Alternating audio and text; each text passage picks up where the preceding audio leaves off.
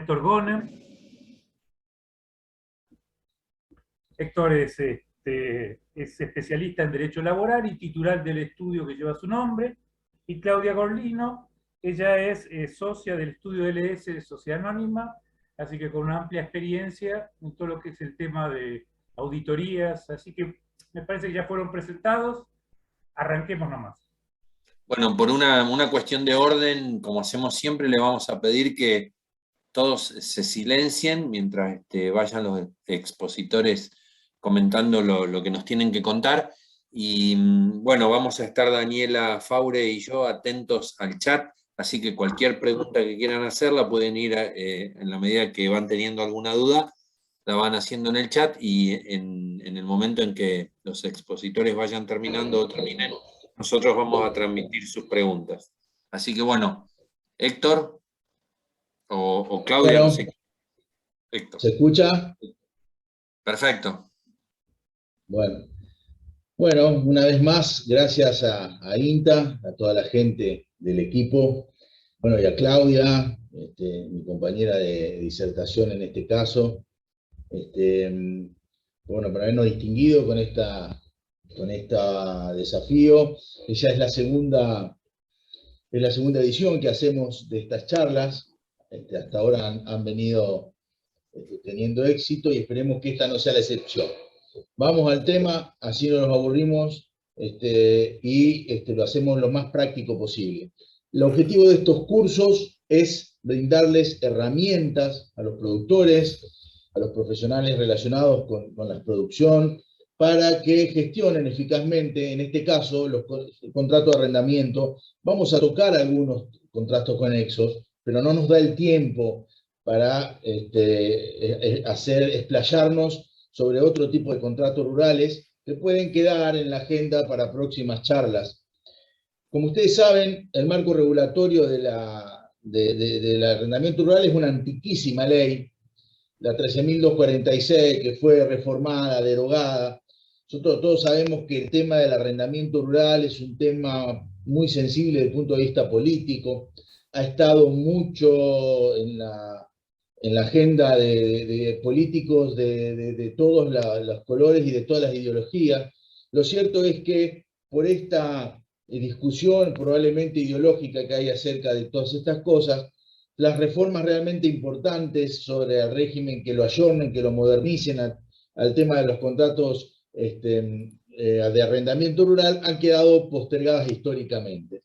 Esta ley, la ley 1346 y sus modificatorias, regula el arrendamiento rural, las aparcerías, el contrato accidental por cosecha y el pastaje o pastizaje.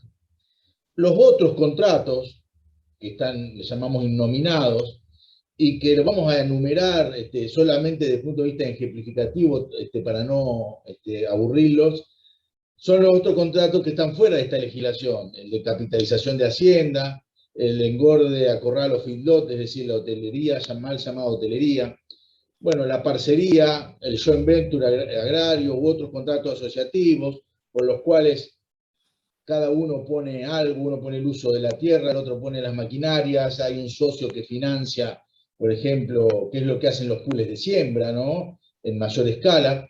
Los contratos sobre vaquillón a comunidad productiva, mal llamados contratos de arrendamiento de vaquillonas, cuando un tambo cierra o cuando el propietario discontinúa la actividad, suelen alquilarse el rodeo para que sirva en otra producción en marcha. Vamos a tocar algunos temas porque hay temas que son bastante controvertidos de este contrato. Los contratos de servicios, ya sea de ensilaje o picado de maíz y otras pasturas, siembra, fumigación, cosecha, fertilización, etc. El contrato de canje de agroinsumos por mercadería, muy común en las cooperativas o en la venta de agroquímicos. Los contratos de futuro, el contrato forward, está mal escrito, hay forward, pido disculpas. Los contratos forward son contratos más bien financieros, y las opciones, el put y el call, que son cuando queremos asegurarnos algún precio, un seguro de precio de la mercadería. Bueno, todo estos contratos innominados, que también forma parte de los contratos conexos, comparten muchos de los consejos que hoy vamos a dar. pero nos vamos a enfocar específicamente en el arrendamiento rural. El arrendamiento rural, como contrato más usual dentro del contract management de la empresa agropecuaria.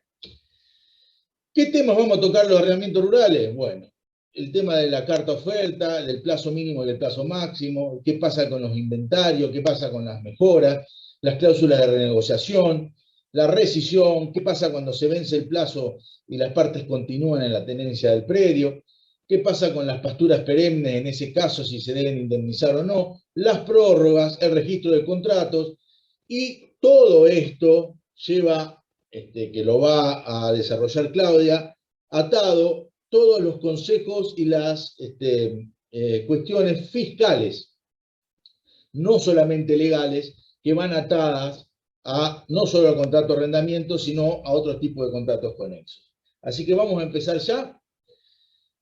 Hemos visto que últimamente vienen los clientes a sugerirnos o preguntarnos sobre la procedencia de la carta oferta o de la oferta contractual para eludir, de alguna manera, entre comillas, el impuesto a la ley de sellos, el impuesto improvincial a la ley de sellos. Ustedes saben que el contrato de arrendamiento lleva un sellado y muchas veces, como pasa con otros contratos, en vez de hacer un contrato que firman las dos partes en ese acto, nos vamos al banco y lo sellamos, nos dicen, yo te mando una oferta y vos me la aceptás de X forma, por ejemplo, con el pago del primer canon locativo o con el primer arrendamiento, por ejemplo, con la entrega en el uso y goce de la cosa, etcétera, etcétera.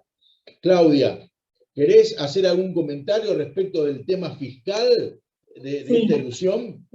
Sí, es correcto lo que comentás, Héctor, de que tenemos muchas consultas sobre el tema de la carta oferta por el tema del sellado. A veces son contratos que importan montos importantes y entonces el productor dice, bueno, encontré esta opción que podría ser válida y me estaría ahorrando el impuesto de sello. Nosotros tenemos que recordar que el impuesto de sello en realidad grava a quien cede el inmueble, o sea, al arrendador. El arrendatario, por ser productor agropecuario, estaría exento. Pero ¿qué sucede? En los usos y costumbres, el sellado, el 50% que corresponde, pagan 50 y 50. Se reparten el costo. El tema de la carta oferta, hay un tema de que desde el punto de vista fiscal, y estoy hablando específicamente de Agencia Rafaela, no la consideran válida porque consideran que es el contrato de arrendamiento, lo consideran como único válido a los fines de su instrumentación en el CISA.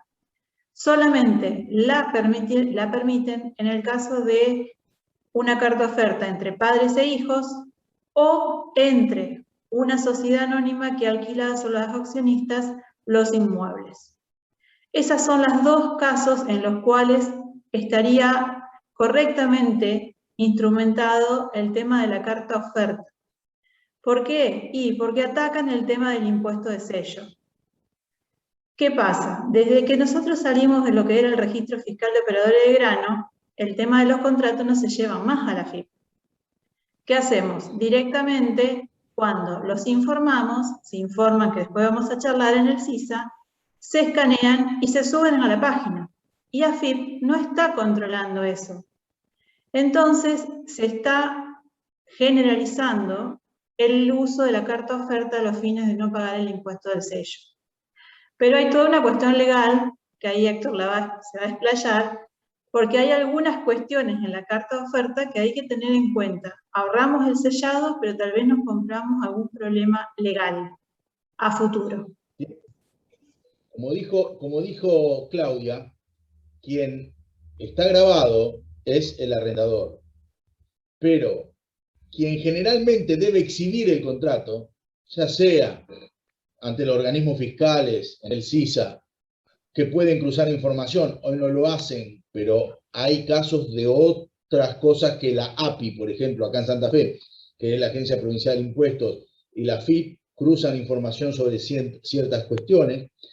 El que debe mostrar el contrato, o por ejemplo, si lo tiene que exhibir en juicio, o si lo tiene que exhibir en algún otra repartición, por ejemplo, SENASA, es siempre el arrendatario. Entonces, quien se beneficia con la ilusión o con la evasión, en el caso de la carta oferta, es el arrendador, y el arrendatario, que es quien paga el precio, muchas veces se ve perjudicado al no poder, vamos a admitirla acá a Gise, al no poder mostrar ese contrato. Por eso, si nosotros especificamos en la carta oferta cómo se perfecciona el contrato, es decir, cómo se genera el hecho imponible, por ejemplo, yo te ofrezco arrendarte mi campo de 200 hectáreas. Vos lo aceptás. ¿Y cómo lo aceptás? Por ejemplo, pagando el primer arrendamiento. Cuando yo pago el primer arrendamiento, ahí se genera el hecho imponible y se va a generar la obligación de tributar.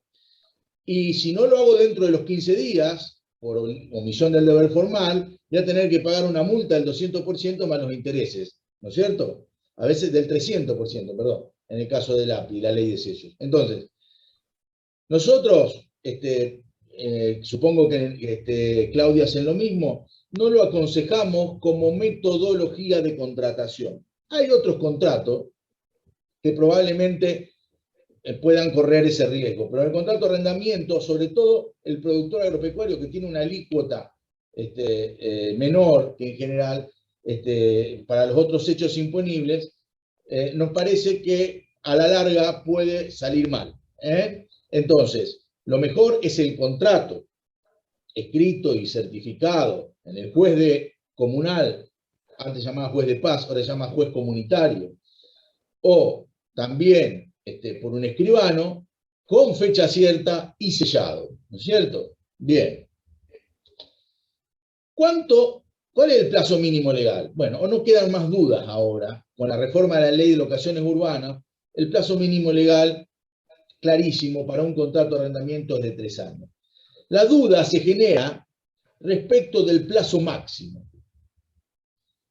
¿Puedo hacer un contrato a 20 años? Sí, por supuesto que se puede hacer. La ley en el artículo 45 contempla el tema del contrato ad meliorandum. ¿Qué es el contrato ad meliorandum? Cuando yo hago mejoras, por ejemplo, voy a hacer la instalación de un tambo estabulado, voy a gastar mucho dinero en un campo arrendado, pero entonces me tengo que asegurar que el arrendador y o sus herederos, después ya lo vamos a ver, nos firmen un contrato largo para que yo pueda amortizar esas mejoras. Entonces, nada obsta que yo lo haga por 20 años. Ahora, el artículo 1197 del Código Civil y Comercial nuevo, que se aplica supletoriamente, habla de contratos hasta 50 años.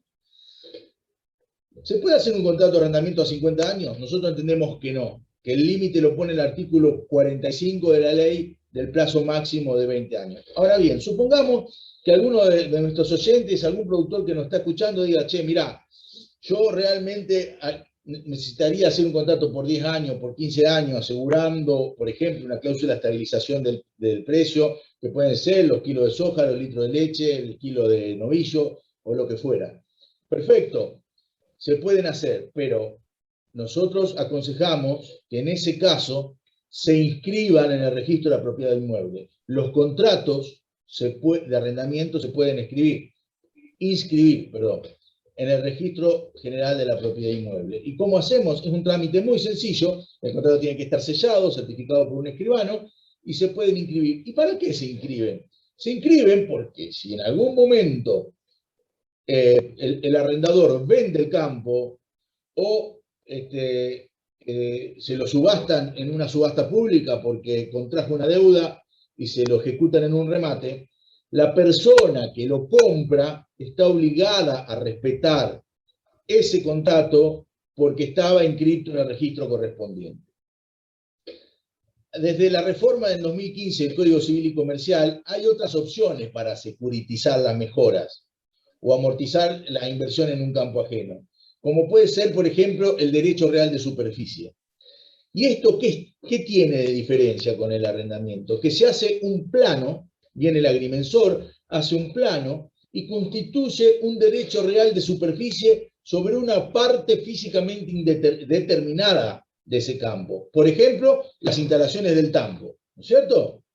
Entonces, yo construí en el campo arrendado un tambo con muchas bajadas, con los pisos espectaculares, le puse una bomba sumergida para limpiarlo, le puse muchas bajadas, le puse unos corrales espectaculares, el cepo, el brete, la balanza, y cuando se termina el contrato, ¿qué hago con eso? Bueno, si yo hago con un escribano, previa mensura, constituye un derecho real de superficie, el arrendador puede dejar de alquilarme el resto del campo, pero yo voy a tener un derecho real, temporal, hasta que lo diga la escritura, sobre ese pedacito que lo voy a poder seguir usando a pesar de que el contrato se terminó. ¿Se entiende?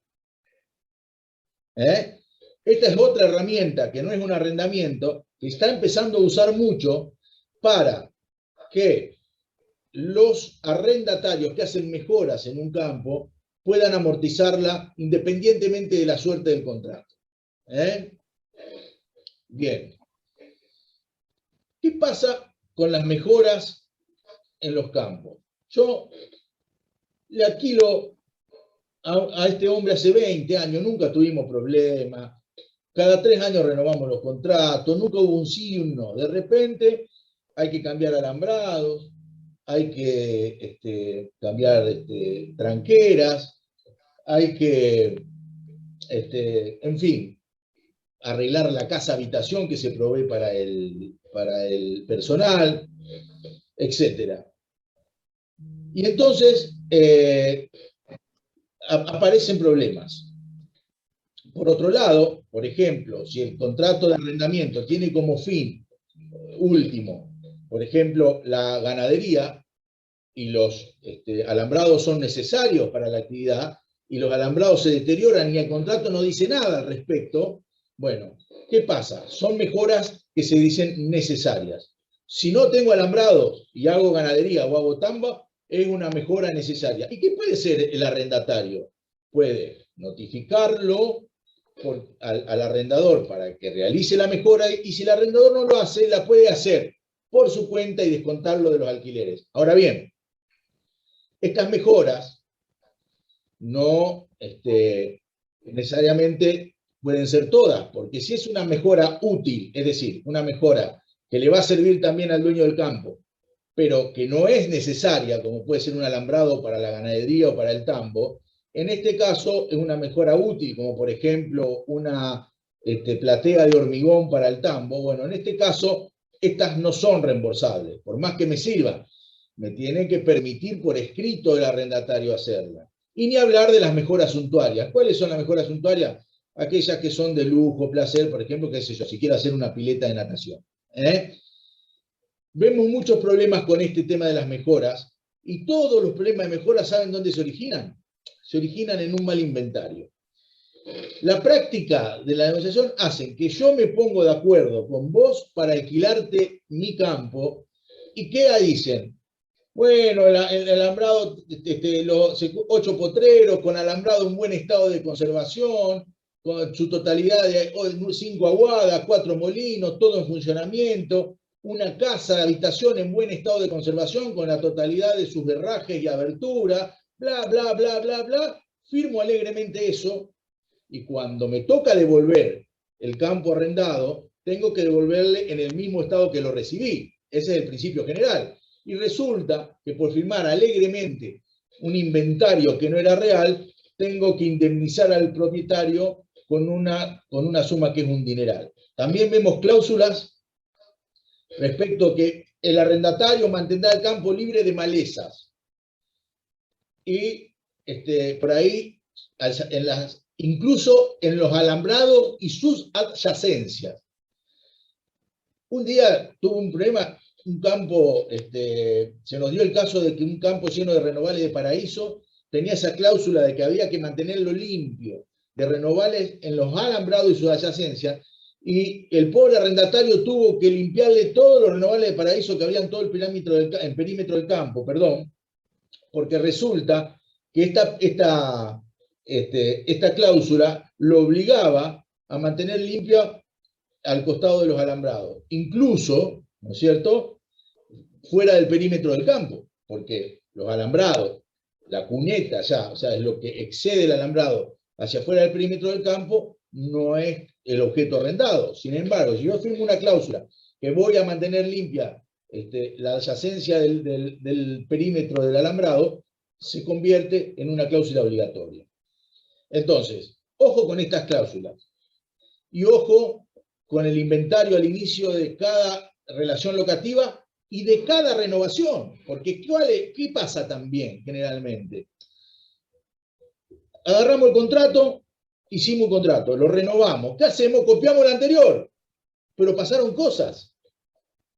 La casa se deterioró por el uso, y sin embargo seguimos copiando el mismo texto, y vamos arrastrando los cambios en el inventario a medida de las sucesiones de renovaciones, de la sucesión de renovaciones.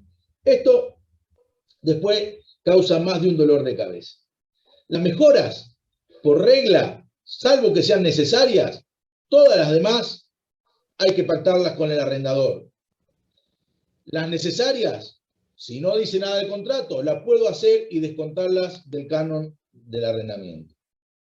¿Es necesaria una mejora de un alambrado para alguien que hace agricultura? No, pero para alguien que hace tambo, ganadería, sí.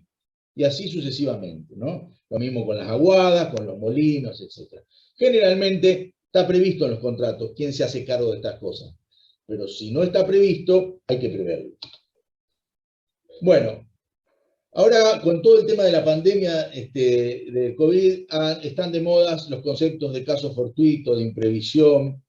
Incluso hubo decretos de necesidad de urgencia que atendieron todas estas cuestiones relacionadas con la imposibilidad de pagar el alquiler para las locaciones urbanas.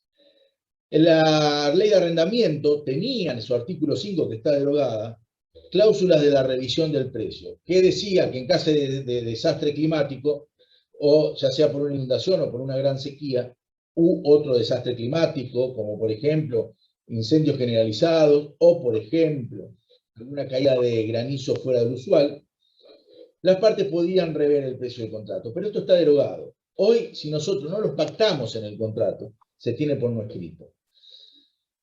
Ciclos pasados, hablamos del año 2018, 2019, donde hubo un exceso de precipitaciones recurrente por 2 campañas, se perdieron pasturas, se perdieron cosechas, se pusieron de moda las cláusulas de emergencia. ¿Qué dicen las cláusulas de emergencia?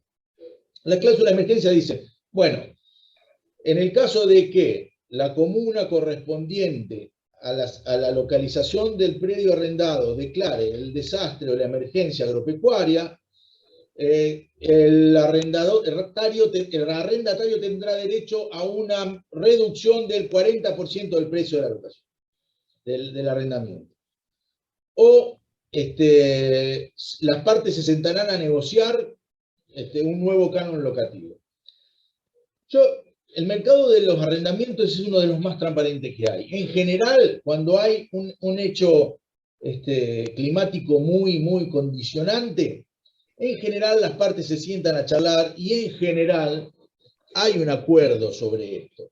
Pero mejor si está planteado de antemano. Es decir, ustedes saben que con los acontecimientos climáticos que venimos viviendo y que creo que vinieron para quedarse, el tema de las contingencias climáticas no es un tema menor a tener en cuenta en los contratos de que se puedan celebrar. Por eso, si ustedes lo pactan de antemano con el arrendatario, con el arrendador, perdón, si los productores lo pactan de antemano con el arrendador, siempre es mucho más fácil. ¿Por qué?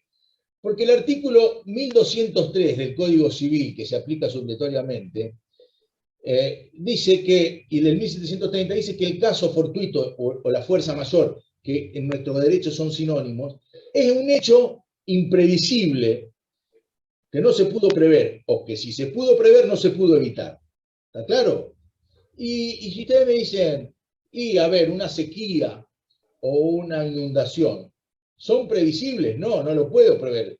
Podemos hablar de que hay una niña o un niño atenuado o fuerte, pero son pronósticos.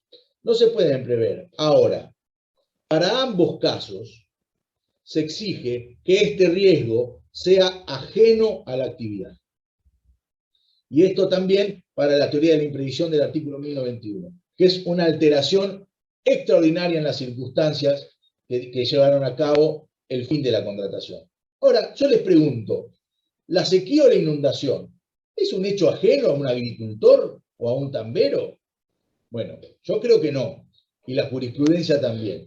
El riesgo climático es un riesgo inherente a la actividad agropecuaria. Por lo tanto, si la cláusula de emergencia no está plasmada en la letra del contrato, después no la puedo invocar porque me fue mal. No la puedo invocar. Tengo que terminar el contrato hasta su vencimiento, salvo que pacte la resolución anticipada. ¿Y qué es la resolución anticipada? Ustedes saben que el artículo 1221, ahora con la reforma de la ley de alquileres urbanos, dice que si yo quiero rescindir, transcurridos 6 meses el contrato, pagando una indemnización de 1 mes y medio o 1 mes, depende cuánto tiempo ha transcurrido del contrato, yo puedo decir, y con un preaviso de 60 días puedo decir, che, mirá, estamos en septiembre, yo en diciembre te voy a devolver el campo. Llega diciembre, te pago 1 mes y medio de indemnización y me voy. Esto en las locaciones urbanas se presume, porque es una ley de orden público que está en el Código Civil y Comercial. Ahora, ¿en los arrendamientos rurales se presume? La respuesta es no. Si yo no pongo una cláusula de rescisión anticipada en los contratos, después no la puedo invocar. ¿Y qué tengo que hacer? Pagar el canon locativo hasta que se terminen los 3 años o el plazo mayor, si fue acordado un plazo mayor. Muchas veces nos pasa que los arrendadores se plantan y nos dicen, no, yo vivo de renta y para mí esta renta es mi medio de vida.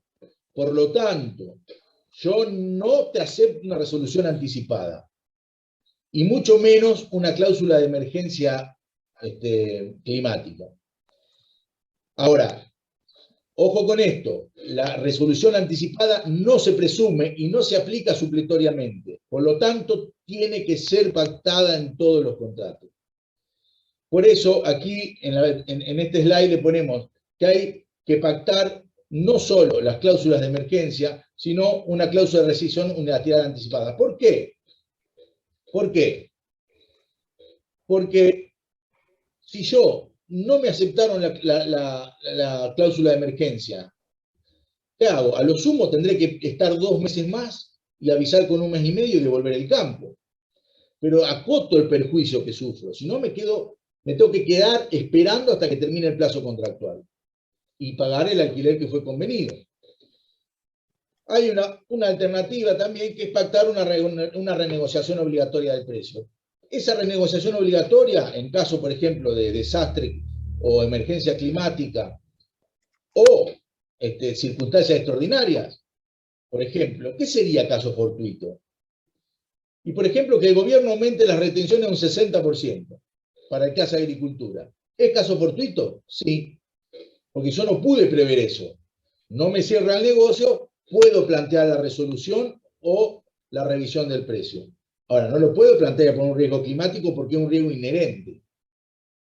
Bueno, ustedes miran, vivir en Argentina también es un riesgo inherente, está bien, pero no en ese sentido. ¿Está claro? Siempre las resoluciones hay que pactarlas expresamente. Y si van a pactar una renegociación obligatoria del precio, que esa renegociación sea bien clara y esté atada a la posibilidad de rescindir. Mirá, si pasa esto, por ejemplo, una inundación o una sequía declarada por ley y por la comuna con el certificado correspondiente, bueno, yo tengo derecho a renegociar el precio, pero si no llegamos a un acuerdo, te puedo rescindir. Bien, ¿se entiende? Voy rápido. Claudia, ¿algo para decir? No, simplemente que todo este tema de las cláusulas son sumamente importantes, porque a veces el productor viene y dice, haceme un contrato o no, hago el mismo del año pasado. Y no cometan ese error, siéntense a revisar el contrato, sobre todo con sus asesores, a revisar las cláusulas. Este tema de la cláusula de la resolución anticipada es importantísima, porque hemos visto un montón de problemas, porque no estaba expresamente, y bueno, cuando llegó el momento de negociar, faltaba la cláusula de la cual se podía tomar el arrendatario. Así que adhiero a lo que dice Héctor, es muy importante esta cláusula. Muy bien. Otro tema. Alquilo, toda la vida le alquilé el campo a los viejitos linderos, ya se lo alquilaba a mi papá, yo se lo seguía alquilando. Y bueno, se fueron poniendo grandes. ¿Y qué hacemos? Siempre el mismo contrato. Un día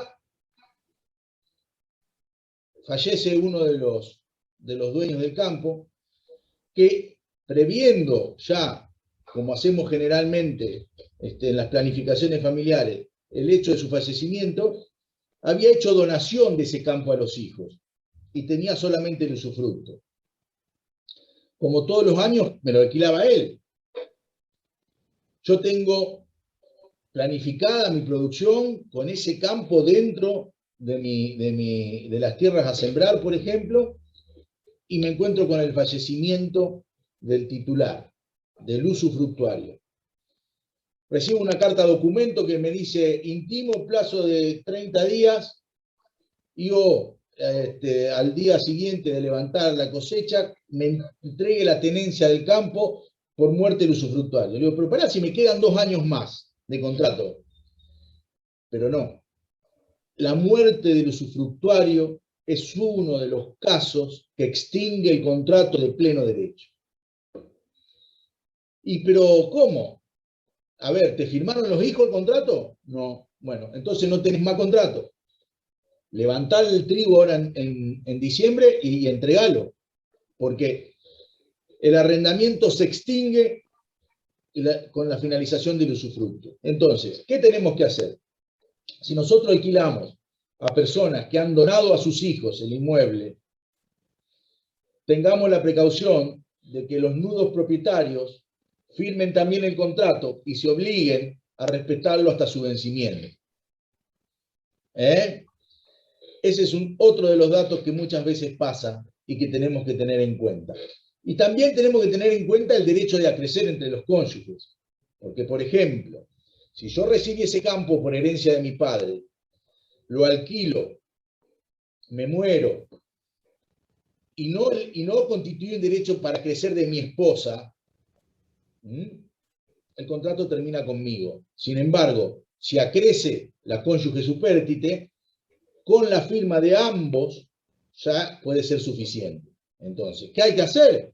Hay que estudiar los títulos del campo, hay que ver cómo está, asesorarse y hacer comparecer a todas las partes para que el contrato dure hasta el final.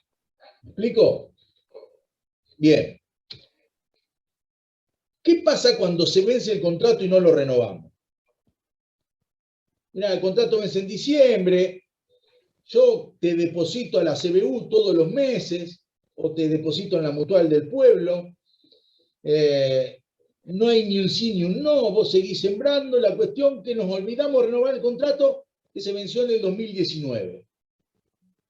Bueno, yo quedo en una situación muy precaria, y esto es perjudicial, tanto para el arrendatario, que cuando te intimen a devolver, tenés que devolver, porque una vez que termina el contrato, cualquiera de las partes lo puede romper en cualquier momento. Es decir, no hay seguridad de continuidad, ni para el arrendador, ni para el arrendatario. Entonces, pero ¿qué pasa? Se continúa el mismo contrato viejo. Es como si continuara tácitamente.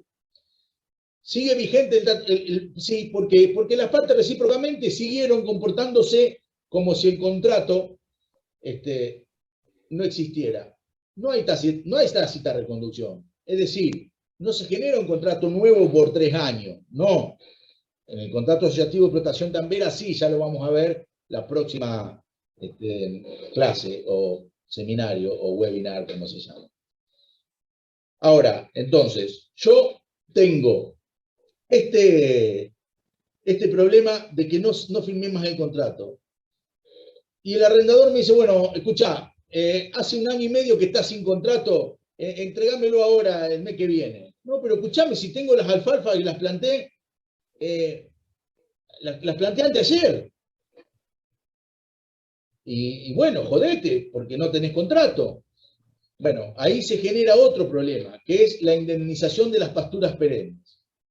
Si yo no renové el contrato y vos me dejaste 2 o 3 años sin contrato en el mismo campo, yo tengo una razonable expectativa de continuidad, porque estoy sin contrato, pero hace 3 años que estoy así. Y si sembré alfalfa, te tengo que decir, bueno, mirá, vos no me avisaste y me dejaste 3 años así que indemnizame todas las pasturas perennes que yo tengo, porque esta alfalfa no tiene 1 año y yo le puedo hacer varios cortes por 3 años más. Entonces, si yo sé cuándo se termina el contrato y sembré la pastura, bueno, me jodo porque yo sabía cuándo se terminaba el contrato. Ahora, si yo me quedo en el campo sin contrato por mucho tiempo, puede generarse un problema de indemnización de pasturas perennes. ¿Se entiende? Entonces, como consejos de esta parte, no dejar vender. Hoy está de moda la noción de contract management, de la gestión de los contratos. En la explotación agropecuaria hay muchos contratos. Y yo les puedo asegurar de que de todos los contratos que ustedes tienen en sus explotaciones, por escrito y bien, se hacen el 50, el 60% en el mayor de los casos. ¿Por qué? Porque yo, con el que me viene a fumigar, ¿hago un contrato? No, le digo, che, Pepe, vení a fumigar, tengo 200 hectáreas acá, tengo 66 acá, la del norte. Entrá por la puerta, te la dejo abierta, mañana pasá. Son muchas veces son informales las relaciones. Lo mismo pasa con los servicios, pasa a veces con los arrendamientos, pasan con los tamberos asociados, que entraron y una vez que entraron no se hizo el contrato y después queda sin hacerse, pasa con un montón de cosas. Entonces, nosotros muchas veces estamos ahora recibiendo consultas de brindar ese tipo de servicio, de administrar todos los contratos de la explotación. Registramos los vencimientos, registramos las prórrogas, empezamos a renegociarlo 3 o 4 meses antes, no esperamos hasta el último momento para renegociar el contrato que viene, a ver si nos vamos a quedar, nos vamos a ir. Todo esto hace una gestión contractual integral en la explotación de cada uno. Que todos estos consejitos que le vamos dando, agendar los vencimientos, empezar a negociar antes, no dejar vencer los contratos, poner las cláusulas de emergencia, todos son consejos prácticos para que ustedes gestionen bien sus contratos. Prórroga. Nosotros vemos que muchas veces dicen, bueno, con 3 años con prórroga para 2 más. Pero las prórrogas, a veces por picardía del arrendador y a veces por desidia del arrendatario, se redactan mal. La prórroga es cuando es unilateral. Yo la alquilé por 3 y si yo quiero, me quedo 2 años más. Sin avisarte, sin nada. 3 con opción a 2. Pero ¿qué pasa? Muchas veces las prórrogas dicen, el arrendatario podrá prorrogar el presente contrato avisando 3 meses antes de su vencimiento. Yo me olvidé y no avisé nada. ¿Puedo prorrogar? No, porque yo tenía que avisar con 90 días de anticipación al vencimiento. O a veces se pacta que las partes podrán prorrogar por 2 años más si se ponen de acuerdo sobre el precio futuro. No es prórroga, porque yo, arrendador, te digo, mira, no te alquilo más. No, pero te pago un 50% más. No, no hay prórroga. Porque es un hecho condicionante, incierto, o que se someta a la voluntad de las partes. Por ejemplo, la renegociación del precio o un preaviso. Entonces, las prórrogas son prórrogas cuando están pactadas y no dependen de la voluntad de nadie, simplemente por el mero aquecimiento del plazo. Cuando no están pactadas así, que están condicionadas a un hecho, no son prórrogas, y muchas veces los arrendadores lo hacen así, ex profeso, para acortar el tiempo contractual y presionar con la renovación. O los arrendatarios no lo negocian eficientemente al inicio de la relación contractual. Agendarse el vencimiento, si la prórroga está sometida a algún tipo de preaviso, 15 días antes de eso tengo que mandar la carta documento para que 3 meses antes del vencimiento la reciba el arrendatario y sepa que voy a hacer uso de la prórroga. Estos son todos temas que los vemos generalmente en el estudio, que traen problemas a la hora de planificar la producción, porque el arrendador tiene esa prerrogativa y el arrendatario cuenta con esas tierras para su plan productivo, que resulta que por una deficiente redacción no lo puede hacer. Por último, ustedes saben que en la ley 27551, que apareció recientemente, se prevé por parte de la AFIP el registro de contratos, el RELI. Los contratos se tienen que inscribir en la AFIP. Aquí le voy a dar la palabra a la especialista, a la doctora Gorlino, para que les comente un poco cómo es esto del registro de contratos.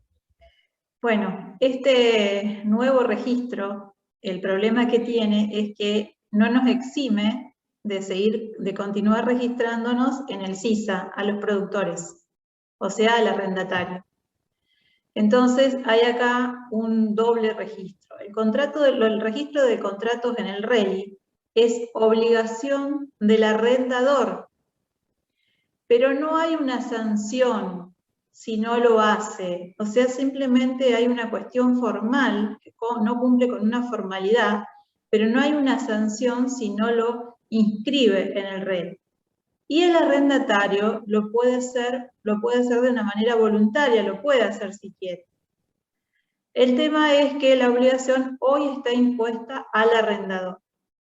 El hecho de que el contrato hoy no esté inscrito por el arrendador, por el momento al arrendatario, o sea, al productor, no le estaría trayendo aparejada ninguna sanción, ningún inconveniente en el sistema que para nosotros es como el Padre Nuestro, que es el CISA. Con lo cual, yo supongo, quiero entender que tal vez a futuro este registro del RELI tenga algún agravante a aquellos, traiga algún tipo de perjuicio al arrendador que no lo realice, que puede venir por el lado de algún tipo de retención que se le aplique si no está registrado el contrato, como tuvimos en una oportunidad. Pero por el momento es simplemente una sanción formal para el arrendador. Para el arrendatario no habría ningún tipo de sanción. Esto, Claudia, sí. Perdón, sí. Sí, esto determina que muchos estén especulando sobre si inscribirse o no, ¿no? Sí. En general hemos visto muchas inscripciones de contratos de arrendamiento urbano, pero no así de rurales. Rurales se les ha enviado la información, se les ha notificado, pero vemos muy poquitos arrendadores que han accedido a inscribirlo. Yo creo que porque en algunos casos a veces se confunde y dicen, no, pero yo ya lo tengo inscrito. No, pero vos lo tenés inscrito en el CISA, que es otro régimen de información, y que es el régimen de información que los productores deben cuidar que esté debidamente actualizado. Y esto es un poco lo que yo vengo a refrescar, que seguramente ustedes ya lo conocen, pero sobre todo a darle algunos tips. Porque el contrato de arrendamiento, como dice Héctor, que tiene que estar sellado, tiene que estar con firma certificada, tiene que estar debidamente declarado en el CISA, que después vamos a ver, y ese contrato está exento en el impuesto al valor agregado para el arrendador. Por lo tanto, tiene una alícuota de 0, siempre y cuando el destino sea para la actividad agropecuaria. Y esto quiero dejarlo sobre todo porque a veces se cae en la duda cuando ese inmueble es urbano y se destina, por ejemplo, un caso que tuvimos fue el de turismo rural, o el tema para la colocación de una antena. En esos casos, el arrendamiento está gravado. Pero esto siempre desde el punto de vista del arrendador, no del arrendatario que sería, pero se lo traigo a colación. En el tema del impuesto a las ganancias, ¿qué es lo que debe cuidar el arrendatario? Además de tener el contrato, de tenerlo sellado, de tenerlo con firma certificada, tener mucho cuidado con la titularidad, que a quién le está emitiendo la factura, que sea el que corresponda, como dice Héctor, que se haga un adecuado estudio al momento de hacerse el contrato de quién es el titular. Porque suele pasar que el contrato está a nombre de una persona y quien nos emite la factura es otra. Y porque se pasa con el monotributo, porque no puede, no está inscripto. Por favor, eso es muy, muy importante que siempre lo tengan presente. Quien realiza el contrato es el que debe realizar la facturación, sí. Te hago una consulta al respecto que es muy útil para todos los oyentes. Suele pasar que una persona es titular de un inmueble rural y lo alquila, pero ¿qué pasa? Como el alquiler excede el monotributo, es decir, el alquiler, lo que tengo que facturar todos los meses, me lleva a inscribirme como responsable inscripto, con todo el problema que eso tiene. Dice, no, mirá, yo te voy a facturar la mitad, pero la mitad te la va a facturar mi señora. Si yo hago una cesión de los derechos económicos emergentes de ese contrato, ¿es válido ante la AFIP? Es válido y se hace por multinota. Hay una consulta frecuente, pero es válido solamente en dos situaciones. Cuando es de padres a hijos o entre esposos. ¿Estamos? Esas dos situaciones están salvadas. Hay una consulta frecuente de AFIP que se hace una multinota, se expresa esto y entonces ahí quedaría habilitado a facturar y también se debe pagar en la CBU correspondiente. Otro gran problema, que cuando se realizan las transferencias hay que verificar que los titulares sean los titulares de las facturas. Porque muchas veces dicen, no, transferírmelo a la cuenta de mi señora. Pero si no está a nombre también del titular de la factura, estamos pagando mal. Estamos pagando en una CBU que no es la que corresponde. Entonces, esos son los sí. Y un tip más. Si, por ejemplo, el dueño del campo le cede a la mujer el 50% de los derechos, que se haga un instrumento también con firma certificada de esa cesión y que se notifique al deudor cedido. Que me lo notifiquen a mí, aunque no sea por una carta documento, puede ser por un correo electrónico, si el domicilio electrónico está en el contrato, vamos a ver, o también por una nota donde yo, como deudor cedido, me notifico que el dueño del campo le cedió el 50% de su posición contractual a su hija, a su mujer o a su hijo. Esa es la forma correcta de hacerlo. Entonces, ante la pregunta, el arrendador me pide que dividamos en 2 o en 3 la facturación. ¿A quién? ¿A la mujer y al hijo? Sí. Bueno, pero con contrato, a la CBU que corresponde. Perdón, Claudia, pero no, me es que pareció está importante. bien, está perfecto, pero son los problemas que tenemos a diario, sobre todo con los topes nuevos del monotributo, que están haciendo cualquier cosa para tratar de no caer en el régimen general y terminan perjudicando al arrendatario, porque el arrendatario termina haciendo pagos a quien no corresponde, y muchas veces, también otra de las cosas que quiero agregarle, es que tengan cuidado porque algunos se caen del monotributo, a veces no les informan, ustedes le pagan y ahí corresponde la retención de ganancia. Entonces hay que verificar siempre la situación del arrendador. Y otro tema más que quiero agregar es el tema cuando vos, que lo comentaste Héctor, con el tema del fallecimiento de la persona, del titular del contrato. Sí, a tener cuidado porque muchas veces aparecen gente que no tiene herederos, que aparecen testamentos, aparecen un montón de herederos y a tener cuidado cuando se realizan ahí los pagos y continúa el arrendamiento, de verificar a quién se debe realizar los pagos. A veces no está perfectamente identificado y tendrá que hacerse un depósito judicial, porque ustedes, como saben, el que paga mal, paga 2 veces. Entonces, cuidado cuando hay el fallecimiento del titular del contrato, a verificar bien quiénes son los herederos, que si hay herederos ya determinados, si están los nudos propietarios en el contrato, ya tenemos un importante camino allanado. Pero a veces puede ser una persona que no tiene herederos forzosos, entonces no sabemos a quién le tenemos que pagar. Entonces, antes tomar las precauciones, ver a quién corresponde pagar y bueno, asegurarse sobre todo ese tema. Otro de los temas que no quiero dejar de comentarles es el tema de ingresos brutos, y en realidad, más que acá el tema de ingresos brutos, más que el arrendatario, es para el arrendador, que tiene que tener cuidado con cuántas partidas tiene, cuántas unidades de explotación, pero sobre todo se lo digo a los arrendatarios por el tema de que por ahí se alquilan campos que están en otra provincia. Y eso nos lleva a un tema de convenio multilateral, porque estamos originando producción en otra provincia. Y a veces nos parece porque está pegado el campo, pero justo tenemos cambio de provincia y nos olvidamos de esos detalles.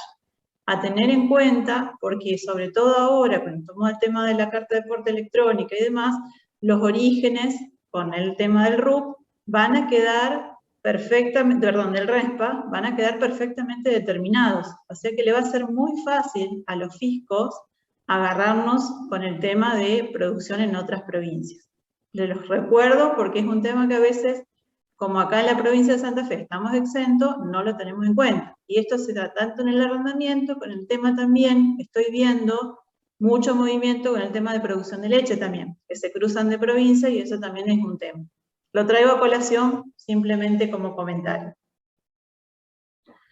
Bueno, el tema de la parcería. En el tema de la parcería, ustedes saben que hay una distribución de frutos, que el hecho de imponible no se genera en el impuesto agregado con el tema de la distribución de frutos, pero sí quiero recalcarles dos cosas. Uno es el tema de cómo declaramos en el CISA esos contratos de parcería y cómo declaramos el tema de la sementera. Si yo tengo un contrato de parcería, soy un tomador y me voy a llevar el 60% de la producción, yo pongo todo, pongo la semilla, pongo el trabajo, las labores, pongo todo. La sementera la voy a declarar por todo lo que yo estuve invirtiendo. Si la fecha de cierre, vamos a hacer un ejemplo, fecha de cierre 31 de diciembre, sembré el maíz de primera, puse la semilla, puse las labores, puse todo lo que necesitaban de agroquímicos, semillas y demás. Entonces, yo la sementera, productor, la declaro por todo lo que yo invertí. ¿Qué pasa desde el punto de vista del dador del campo? No va a declarar sementera. Va a declarar cero porque no invirtió nada. Pero, ¿qué pasa en el CISA? ¿Cómo declaro yo esas hectáreas sembradas? Las declaro por el 60%. Porque yo voy a llevarme la producción del 60%. Y el aparcero dador va a declarar el otro 40%. De esta manera, al momento de levantarse la cosecha al ejercicio siguiente, el aparcero tomador va a atribuir esa sementera, se la va a atribuir al resultado de la producción. Y se va a quedar con el 60%, y su rentabilidad será todo lo producido menos el costo de la sementera. En cambio, el dador solamente va a tener el 40% de la producción que levanta. Y acá quiero traer un tema, que aunque ustedes no lo crean, INASE está bastante insistente, que es el tema del uso legal de la semilla. ¿Qué pasa? El aparcero tomador compra la semilla, tiene todo debidamente, utiliza semilla legalmente, pero el aparcero dador no tiene cómo justificar el origen de la semilla de la producción que recibe. Hay intentos en querer cobrarle a los aparceros dadores una regalía por no tener el uso de la semilla debidamente acreditada. Yo creo que se puede defender, creo que acá no hay una transferencia de la semilla, sino que hay se reparten frutos, hay una distribución de frutos. No sé qué opina el doctor Goni. No, es muy importante lo que vos decís, está bien. El tema es que para defenderse hay que contratar a un abogado, hay que gastar dinero. Bueno, también es importante, ¿no?, que tengamos trabajo, pero lo que quiero decirles es que es mejor si eso se puede prever. ¿Y cómo se puede prever? Haciendo una declaración jurada previa a que la semilla que recibe el aparcero dador estuvo legalmente comprada y pagada las regalías oportunamente por quien ejerció la explotación. Ustedes saben que en este tema de las regalías extendidas, las empresas, por ejemplo, con la tecnología intacta y otras más, han copado los acopios, ¿no? Mediante una estrategia de darle una participación a las empresas acopiadoras, más la concentración que existe en los exportadores, hoy prácticamente tienen la trazabilidad de todos, de casi todas las semillas que se venden, obviamente en forma legal. Por lo tanto, es un aspecto siempre a tener en cuenta. Bien, pero está bien, coincido plenamente con lo que manifiesta Claudia. Bueno, vamos al CISA. Sí, al CISA, que es lo que realmente es muy importante mantenerlo actualizado. Ustedes saben que es un sistema donde hay distintos módulos, y en el primer módulo, donde es el módulo de superficie perdón, y actividad, donde se carga la actividad y luego cargamos la superficie, que ahí está el empadronamiento de los domicilios, de dónde está ubicado el campo. El CISA es un sistema que es un poquito engorroso, porque el productor lo tiene que cargar, el arrendador y el arrendatario, ambos tienen que cargar y a su vez se tienen que confirmar. Y ni les cuento cuando se trata de un condominio, más problemas todavía tenemos. Pero recomendación es el ABC para que ustedes, productores, sobre todo los agrícolas, puedan después no mover la mercadería sin problemas. Hoy vemos grandes problemas en el tema del CISA, porque por ahí se dejan vencer los contratos, o hay contratos que por ahí tienen problemas, estaban con otro productor, cambian de arrendatario, no lo da de baja el anterior, entonces cuando se quieren dar de alta, no se pueden dar de alta esos contratos. Así que les recomiendo que lo hagan con tiempo, que traten de anticiparse a los vencimientos, más allá de cuestiones legales, también por una cuestión operativa de AFIP.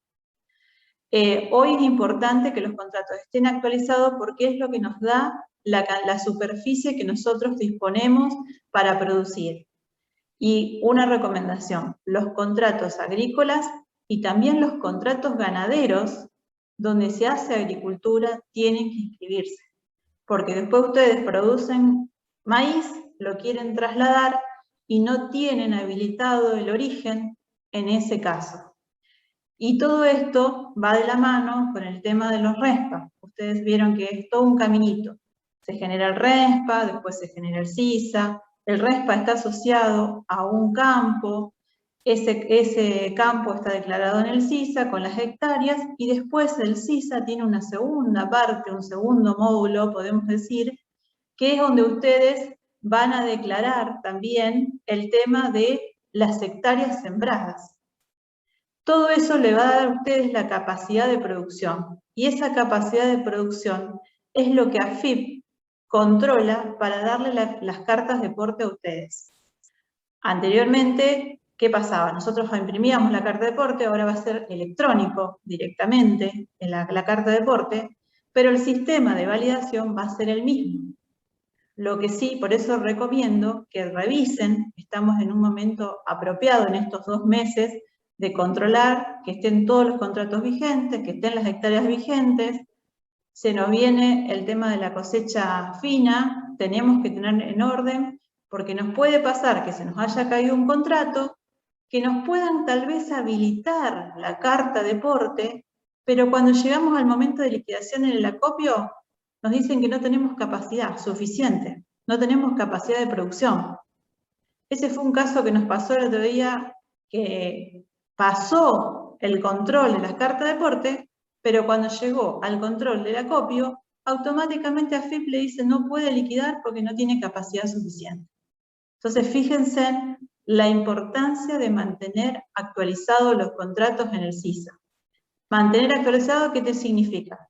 Tenerlos redactados, tenerlos firmados, tenerlos sellados, escaneados y registrados en el sistema CISA. Bueno, acá están un poco los distintos roles en los que entramos en el CISA, donde tenemos el empadronamiento del domicilio, la actividad, donde podemos hacer la consulta de los domicilios que tenemos dado de alta, que son los lugares donde tenemos los campos arrendados y los propios, porque las dos cosas conlleva el CISA, arrendados y propios. En el caso de los propios no hay problema por los vencimientos, el problema lo tenemos con los contratos que son arrendados a terceros. Y además, esto lleva a lo que les decía yo, que el CISA, 2 veces al año, tenemos que hacer una informativa de las hectáreas sembradas para la cosecha gruesa, para la cosecha fina, y a su vez se nos está aproximando la declaración de la existencia de granos al 30 de septiembre, se nos viene, ya la tenemos casi arriba, tenemos un mes hasta el 31 de octubre para decidir qué cantidad de granos tenemos en stock. Creo que somos la única actividad que le monitorean el stock como le monitorean al sector agropecuario. Saben el stock de grano, saben el stock de hacienda y saben la producción de leche. Todo está exteriorizado, o sea, nosotros tenemos un control estricto. No hay ninguna actividad que tiene el control de stock como tiene esta actividad. ¿No es cierto, Héctor? ¿Compartís conmigo la opinión? Sí. Y además las consecuencias de esta central de riesgo que estableció la AFIP para los productores, con un escalonamiento respecto de su fiabilidad, que va perdiendo un montón de beneficios y de ventajas impositivas, y cuando tenemos una inconsistencia o omitimos uno de estos requisitos, después se nos agravan de una manera atroz las retenciones y las alícuotas que tenemos que pagar impositivamente. Exactamente, Héctor. Justamente hace recordar que el tema del CISA hay 3 categorías. Nos categorizan con situación 1, situación 2, situación 3. La mayoría de los productores estaban en situación 1. Les quiero advertir que hay muchos productores que pasaron a la situación 2, donde sufren las retenciones de ganancia, que estaban exentos por haber estado en situación 1, por una cuestión de deuda. Hay muchos productores que por ahí, y bueno, los anticipo, después los pago contra la declaración jurada, lo voy dejando. AFIP se puso muy rigurosa en el tema de las deudas impositivas, y los están bajando de situación 1 a situación 2. Y revertir eso es una ordalía griega. Sí. Lleva un montón de tiempo, un montón de esfuerzo, y los recursos administrativos y judiciales para eso son muy poco efectivos. Así que, o sea, ustedes pueden decir es inconstitucional, y es de dudosa constitucionalidad, porque por una deuda someterte a alícuotas agravadas de esa manera, pero hemos tenido casos también en el estudio de consulta que dicen, mirá, me pasaron a situación 2, vamos a presentar un escrito para que nos pasen a situación 1 enseguida y recuperar el estatus anterior. No, a veces dura un año o más poder recuperarlo. Exactamente, exactamente. Bien. Bueno, acá un poco trajimos el tema del pastaje, el pastoreo y la parcería pecuaria, que son 3 figuras que por ahí se suelen, sobre todo entre el pastaje y el pastoreo. El pastoreo se lo asimila más a un arrendamiento, que es un arrendamiento pero más corto, y que está exento en IVA, al igual que les comentaba el arrendamiento. A diferencia del pastaje, que no, el pastaje es más una locación, donde hay una prestación y donde está grabado en el impuesto al valor agregado. lo que les recomiendo es, bueno, a veces también nos han consultado, y esto no quería dejar de mencionarlo, ustedes vieron que los productores en general tienen la opción del IVA anual, y acá la discusión, que puede ser que algún productor realice el pastoreo, sí lo estaría dejando fuera del IVA anual. Bueno, hay toda una discusión. En principio les digo que se puede pelear y se podría llegar a ser, como está exenta de IVA, podría continuar con la opción de IVA anual. Hay también algunas consultas en AFIP sobre este tema. Pero bueno, con respecto al impuesto a las ganancias, el tratamiento, bueno, es tanto para lo que es el tomador como el dador, está grabado, no está exento, y no más que eso con respecto a este contrato.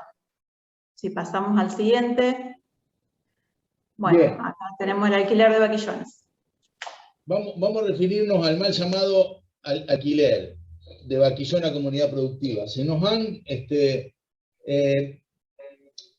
canalizado muchísimas consultas. ¿Qué ha pasado? Hay un fenómeno que han cerrado muchos tambos en la cuenca lechera, en nuestra zona, por problemas de escala, por problemas generacionales, por problemas financieros, y han cerrado muchos tambos, y en los tambos de las personas que dejan la actividad por cualquiera de estas causas y quieren seguir teniendo una renta, alquilan, entre comillas, porque no es un alquiler. ¿Por qué no es un alquiler? Un alquiler, lo que se alquila cuando se alquila algo, es una cosa no fungible. ¿Y qué es una cosa fungible? Es algo que es igual en todas sus semejanzas y por cantidad. El dinero es algo fungible, sí. La soja es algo fungible, sí. ¿Por qué? Porque yo te puedo dar la misma cantidad de dinero, la misma cantidad de soja, pero no es la misma cosa. No es el mismo billete, no es el mismo grano. Yo entrego en el acopio o en la cooperativa tantos quintales de soja, y desde el campo al acopio, pero después cuando la saco al puerto, no son los mismos granos, son otros granos, de igual calidad y en igual cantidad. Esto quiere decir que hay cosas fungibles, como, por ejemplo, la soja o el dinero, y cosas no fungibles, que hay una sola. Yo te alquilo este campo y va a ser siempre este mismo campo. Las vacas que yo alquilo son unas vacas. ¿Qué pasa? Las ordeño, se secan, se mueren, y después me tienen que devolver algo que no es la misma que yo le di, es otra cosa. Entonces, las vacas pierden su individualidad. Yo le di tanta vaquillona de primer parto, segundo parto, tercer parto.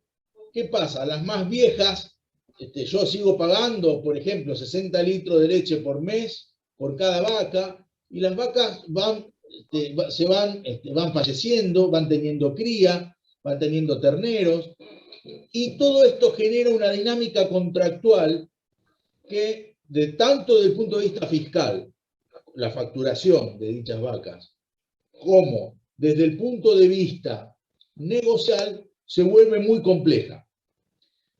Bueno, ¿por qué? Porque a mí, lo que yo te di a vos al inicio del contrato me va desapareciendo.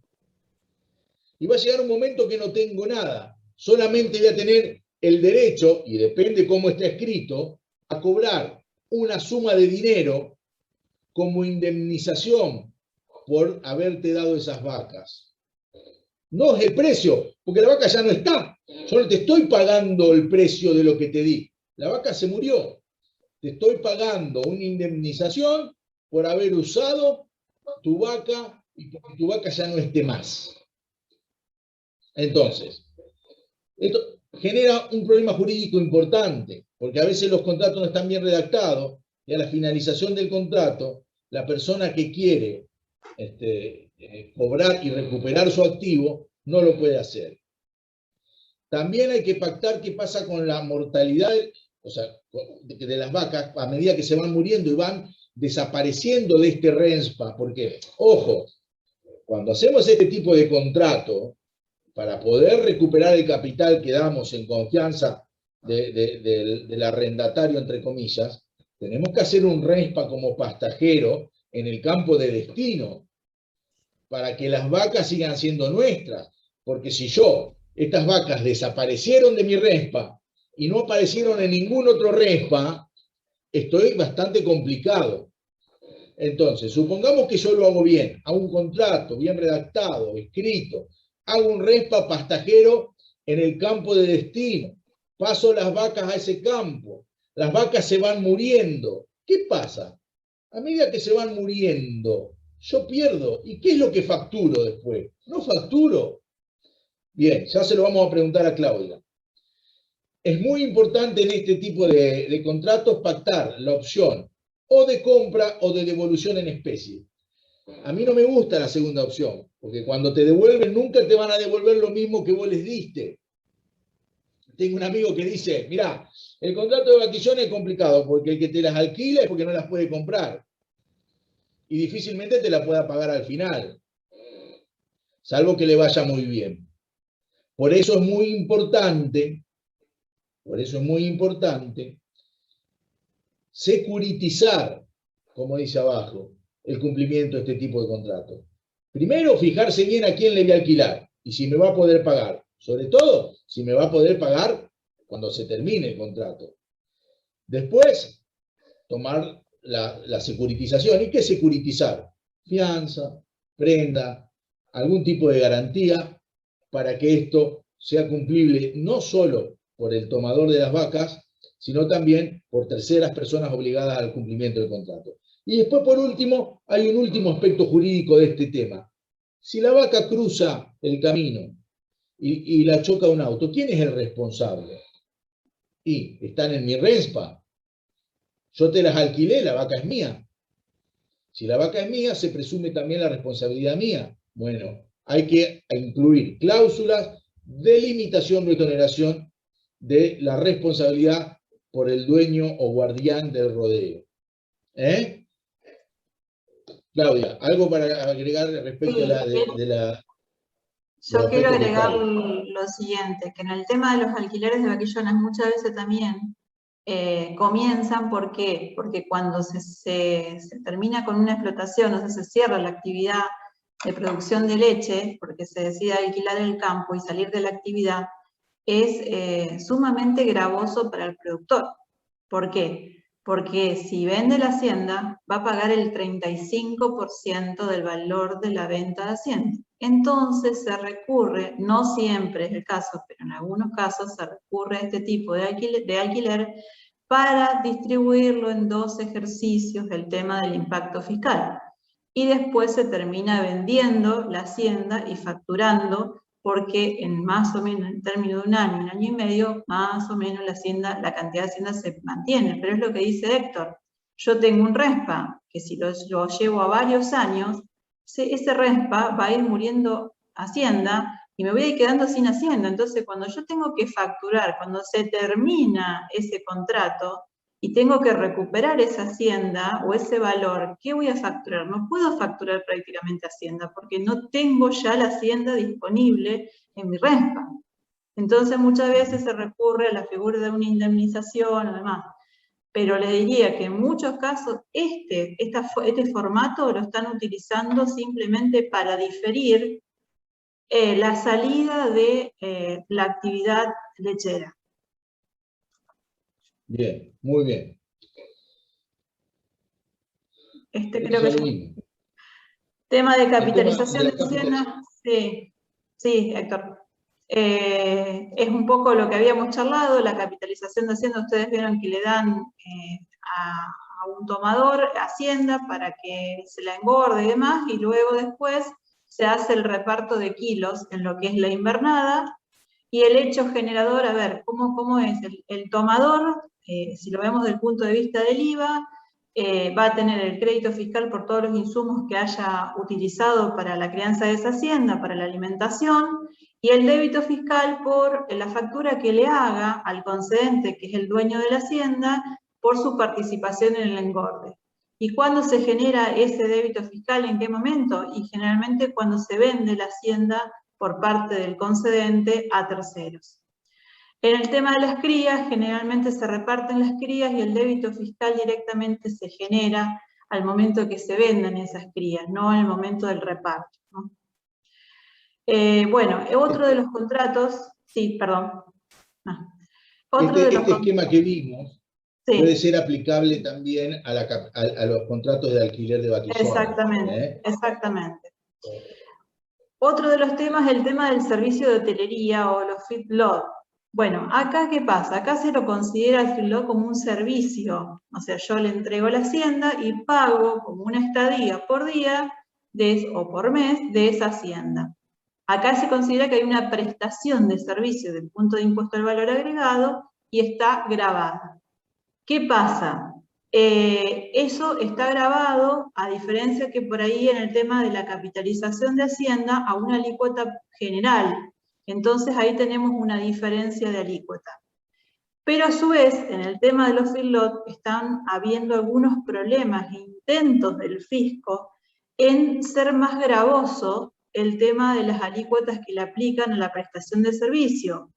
¿Por qué? Porque solamente la prestación de servicio está grabada en la parte del servicio de la hotelería, de la sanidad, pero no así del alimento que se le suministre.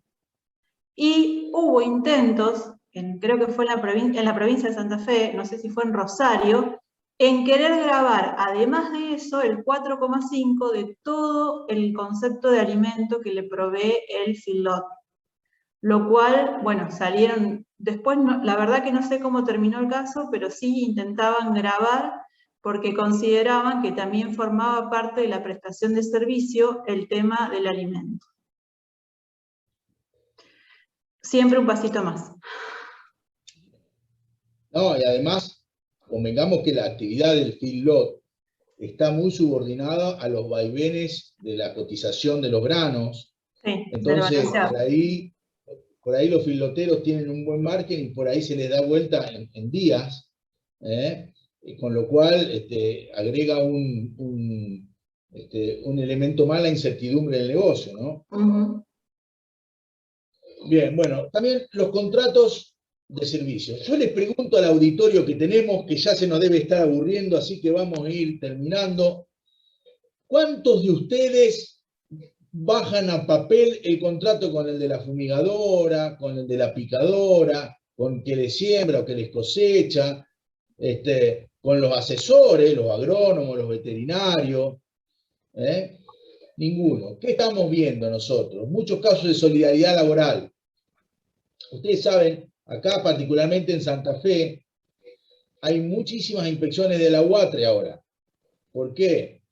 Porque la UATRE ha podido conseguir fondos a través del RENATRE, recursos para salir a inspeccionar los campos. ¿Y qué pasa? Lo vimos en la charla pasada cuando hablábamos del régimen nacional de trabajo agrario. Yo tuve el caso, por ejemplo, de un chico joven que se lo tragó la embolsadora en un campo mientras estaban picando maíz, y el muchacho era monotributista del dueño de la máquina, y los dueños del campo se tuvieron que hacer cargo de la muerte del trabajador. ¿Por qué? Porque no tenía el formulario 931 ni la constancia de afiliación a la ART, que debemos pedir en todos los casos cuando vienen a trabajar a nuestros campos. Entonces, es muy importante, a riesgo de ser reiterativo para los que ya escucharon la charla anterior, es muy importante saber la calidad de los prestadores que tenemos y hacer el contrato de servicios. También vienen al estudio muchos contratistas rurales a los que después de haber hecho su trabajo le desconocen los servicios prestados y no tienen a quién cobrárselos. Así que si nos está escuchando algún contratista rural en esta charla o algún productor que hace, además de su explotación, servicios a terceros, probar una fumigación de muchas hectáreas donde nosotros pusimos gasoil, a veces hasta el mismo agroquímico, ni hablar de tareas de laboreo de tierra, cosecha, siembra, donde hay muchísima plata en juego, se prueba a veces por la mera circunstancia de un remito, o de una notita, incluso de una llamada telefónica. Hoy tenemos muchas formas de perfeccionar contratos. Además de la firma hológrafa, de tener que ir y firmar los dos en una misma escribanía, tenemos la firma electrónica, tenemos la firma digital, tenemos muchas maneras. Hay aplicaciones, con esto de la firma electrónica, no me quiero desviar mucho del tema, que podemos firmar desde nuestro móvil el contrato, desde nuestro teléfono, y son obligatorias y tienen validez legal. Entonces, fíjate que te contrataron para fumigar 60 hectáreas, le mandás el contrato para que te lo acepte por teléfono, y esa misma, hecho por una aplicación buena, esa misma aceptación, si está mencionada en el contrato y el contrato está bien redactado, tiene la plena validez de por qué te entregan el costo. Y después, cuando vengan los contratistas a tu campo, pedirle el 931, pedirle la constancia de afiliación de RT, controlar que la nómina de personas que vienen a trabajar a tu campo sea la efectivamente reseñada en esta documentación laboral, porque ante un problema de despido o ante un problema de una contingencia laboral, un accidente de trabajo, tenemos muchos problemas. Claudia. No, yo sobre esto lo que quiero comentarles es, bueno, un poco el tema, hay algunas cuestiones relacionadas con las alícuotas de IVA, que es con el tema del servicio de ensilado, de enfardado, que acá la FIP no se pone de acuerdo porque si es considerada una actividad que está incluida dentro de la cosecha o no, o es posterior. Entonces hay distintos dictámenes donde en algunos casos nos dice que es una actividad que se depende si está orientada a la actividad de la ganadería, si es un ensilado para actividad de ganadería debería ser el 10,5, si es para el tambo debería ser el 21. Pero en realidad el problema radica en si, por ejemplo, el tema del ensilado, sobre todo del maíz, se lo considera que es cosecha, recolección, como lo dice la ley. Entonces aquí está toda la discusión de que van a encontrar gente que les va a facturar al 21% el tema del ensilado y gente que va a facturar al 10,5% porque dice que es un ensilado que va para el tema de la ganadería. Hay todo un tema, una discusión sobre el tema de la alícuota de IVA.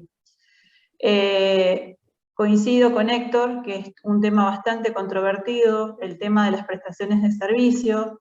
Sobre todo también hay una cuestión que estamos viendo, que por ahí, en el caso de los ensilados, son montos muy grandes, y a veces, ¿qué nos pasa? Y mira, te doy 4 o 5 valores, y ¿qué les dice el prestador? Yo te voy facturando en la medida que me está entrando el cheque. Entonces, estamos viendo como una práctica, y nos parece que realmente es algo que al productor lo puede complicar, porque está haciendo una erogación. En muchos casos, en la mayoría les diría que no hay contrato, y debería estar de la mano en el momento que hace la emisión de los cheques de la factura. Esto se lo comento porque hay algunos casos que estoy visualizando que está ocurriendo ese tema. Claro, porque el hecho imponible se genera cuando te pican en el campo y te emiten la factura. Exacto. Que debería ser por todo. Lo que vos diferís es el pago. Entonces, en todo caso, lo importante con la primer cuota es pagar el IVA y a lo mejor la primer cuota y sí después diferir el resto de las cuotas, pero facturar todo de una sola vez. Exactamente. He tenido muchos productores que han tenido problemas por esto. Y otro tema, ustedes saben que el parque de maquinarias se va renovando, hay cada vez más máquinas y las máquinas viejas se reciclan y siguen trabajando. Entonces hay todo un espectro de calidad en los prestadores de servicios, donde están el consorcio monotributista que tiene todo atado con alambre, hasta el tipo que tiene la última cosechadora, la última picadora, último modelo, con todas tolvas espectaculares y camiones que te llevan el silo al lugar de donde está la bolsa, etc. Sean bastante cuidadosos con la elección de sus prestadores de servicios, porque estamos viendo muchos problemas conexos a la informalidad propia de quien te trabaja en el campo. Bueno, vamos finalizando. Algunas ideas, entonces. Respecto del arrendamiento, pactar la rescisión anticipada y las cláusulas de emergencia, si se pueden. Si el arrendador está muy duro, por lo menos una cláusula de revisión del precio. Pero ténganlo en cuenta, la rescisión anticipada, si no está, no existe. Escribir, siempre escribir, el contrato verbal es llenado por los conflictos. Firma certificada, sellada, sellado, esto de la carta oferta hay que mirarlo, como dijo Claudia, muy restrictivamente. El domicilio electrónico, además de, ¿qué pasa en las zonas rurales? Es muy difícil notificar. Entonces, además de utilizar un domicilio donde llegue el correo, poner un correo electrónico donde válidamente se reciban las notificaciones. No hablamos de los contratos accidentales, se nos pasó. Pero los contratos accidentales por cosecha, esos que son por 1 año, si no lo homologan, son por 3.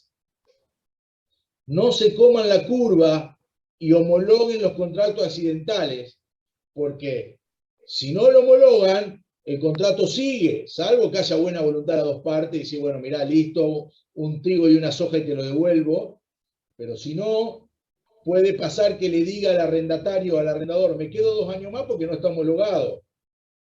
O lo mismo, que le diga al arrendatario, che, mira, como no lo homologamos, quédate 2 años más, y el arrendatario lo quiere entregar. Llevar registro de los vencimientos, de las prórrogas, tener en cuenta la firma de las nudos propietarios, hacer los inventarios, una contratación inventaria, una forma muy práctica de hacer un inventario es ir las 2 partes y sacar fotos, y que las 2 partes firmen la foto. ¿Cómo estaba la casa habitación? Ahora es una tapera. Bueno, acá están las fotos que firmamos los 2, mirá cuando estaba cuando empezó la relación. ¿Cómo estaban los alambrados? Bueno, mirá, acá firmamos los 2, estos alambrados, las tranqueras estaban bien, las varillas estaban bien. Bueno, perfecto. Hacer los inventarios y la contratación inicial y acordarse de renovarla cada vez que se renueva el contrato. Claudia, para cerrar. Sí, inscribirlo en el CISA, te faltó. Incluirlo en el CISA. Y no dejar para mañana las obligaciones formales que pueden parecer superfluas, porque pasan a situación 2 y después se quieren morir cuando les retienen. Exactamente, exactamente. Y sobre todo porque al no tener los contratos declarados no tienen capacidad de producción, o sea, les restringen las cantidades de carta de porte. Así que bueno, esto ha sido todo. Espero que les haya gustado. Agradecer nuevamente a Claudia, al INTA y a todos que estuvieron participando por el tiempo que nos dispensaron. Esperamos poder haber sido dignos del auditorio. Bueno, en realidad gracias a ustedes. No agradezcan tanto porque todavía tenemos preguntas, así que ahora se viene lo peor. No. Sí, hay unas cuantas preguntas, no sé, Dani, ¿querés que empiece yo? Vos tenés algunas también. Empiezo yo con una que está planteada casi como una sugerencia. Lo que me gustaría saber si eso es válido de poder hacerlo constar en un contrato, ¿no? Dice así, que la persona que lo pregunta tiene especialidad en manejo de suelos, está trabajando hace 11 años con contrato de alquiler con cláusula de fertilidad, en los cuales lleva análisis de suelos con estaciones georreferenciadas. Esos valores, 26 datos son volcados en curvas de regresión lineal, marca las mejoras de suelos y productividad. Mi pregunta es por qué no se aplican o se difunden, en mi opinión, o se debería trabajar en conjunto en una manera interdisciplinaria. O sea, lo que plantea esta persona es que él hace constar a través de análisis la capacidad que tiene ese suelo, la calidad que tiene el suelo, y lo va chequeando a lo largo del contrato, si hay mejoras o supongo que también disminución de la capacidad. ¿Eso es válido hacerlo constar en el contrato y eso? Sí, es válido y cada vez se usa más. El tema es que los arrendatarios en general dicen, no lo quieren firmar. Son muy rehúsos a firmar estas cláusulas del poder, que el suelo conserve su calidad, o que se le incorporen los fertilizantes que están pactados, o que el arrendatario intervenga en el plan productivo, el arrendador intervenga en el plan productivo del arrendatario, respecto a los barbechos, al descanso del suelo, a la rotación de cultivo.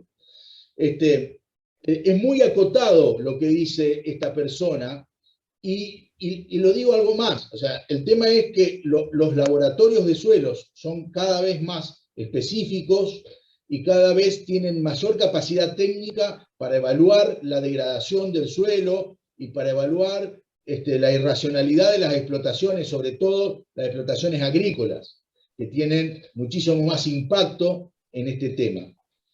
Y no olviden también, porque es un tema de futuro, pero es un tema que se viene, el tema del balance de carbono, el tema de las adecuaciones forestales de las explotaciones, a los requerimientos de las buenas prácticas, porque yo creo que más temprano que tarde, a todos los productores, tanto agrícolas como tamberos y ganaderos, le van a pedir un balance de carbono para poder comercializar sus productos. Esto acá es futuro, ¿no? Hoy es algo impensado, pero ustedes saben que a medida que nosotros vamos viendo lo que se está hablando internacionalmente respecto de estos temas, es cada vez más frecuente y cada vez tiene más impacto en el día a día. ¿Qué me importa? Si total la leche me la pagan lo mismo. Bueno, probablemente no sea así en el futuro, y también respecto a los granos. Es muy acotada la intervención y sí se puede poner este tipo de cláusulas de explotación racional y de conservación de los suelos. Perfecto, el tema es que gracias. Técnicamente hay que poder después hacerlo muy bien. Quienes arriendan y pagan buenos arrendamientos por campos agrícolas, suelo 1 y 2, cuando la soja está a $600, probablemente el arrendador pueda imponer este tipo de cláusula. Ahora, cuando hay baja demanda, generalmente no se la firman, y esta es una realidad, ¿no? Bien. Sí, interesante lo que pone de estaciones de monitoreo. Ahí Mario está impaciente porque contestemos las preguntas. Pone, por favor, contesten. Ahí va, Mario, ahí va la primera tuya incluso. Dale, ahí Dani. va, sí, la primera pregunta de Mario. Pregunta si el arrendatario puede rescindir con la muerte del usufructuario. O sea, si puede rescindir el contrato con la muerte del usufructuario. Con la muerte del usufructuario, el contrato se rescinde de pleno derecho. Sí o sí. El problema no es rescindirlo, porque se rescinde. El problema es continuarlo. El problema es cuando yo me quiero quedar, porque ya no tengo más contrato. Ahora, si me lo firman los hijos y la mujer, y se murió, ahí yo puedo seguir hasta la finalización. Ahora, si yo no preví esa situación y no le hice firmar a los nudos propietarios, a la hora siguiente de que se inscribió la defunción, ya no tengo más contrato. ¿Y qué pasa si tengo bueno, escuchá, yo tengo el trigo, me está creciendo? Bueno, tenés que seguir pagando el alquiler hasta que levantes el trigo. Incluso si hay varios potreros en el campo, pero yo tengo uno sembrado con trigo y los otros no tienen nada, puedo ir devolviendo los que no están sembrados y pagar el alquiler proporcionalmente por lo que me falta recoger los frutos. ¿Se entiende? Ahora, el campo no es más, no soy más el arrendatario. Murió, muerto el usufructuario, muerto el contrato. Bien. Sí. En la que sigue me parece que es parecida, pero debe ser con respecto a como que si se ve... A ver, te hago la pregunta. Dice, en el caso de contrato vencido, si cambia el campo de dueño, o sea, supongo que se vende el campo, y no se renovó, ¿qué pasa en el caso de que sea un contrato de siembra anual? Supongo que lo que debe preguntar es buena la pregunta, Carlos. Bien. Es buena la pregunta. Porque muchas veces yo me quedo en el campo después de vencido el contrato y el campo se vende. el nuevo dueño me lo puede pedir en cualquier momento. ¿Me explico?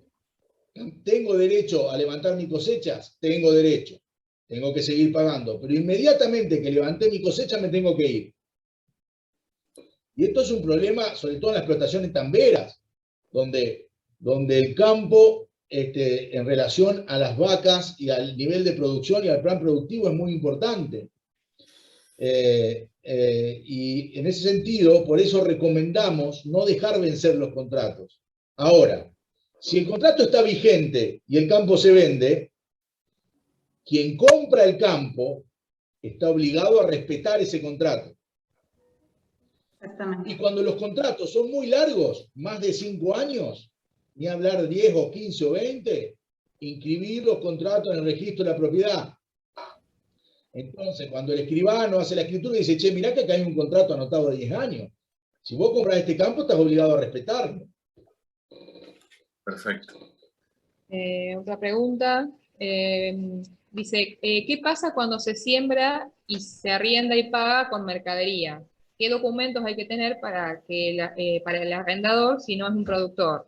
Hay que presentar factura de arrendamiento, tiene que estar inscrito en RUCA, factura de compra de las toneladas compradas o cedidas o la factura de venta. ¿Cómo sería en ese caso?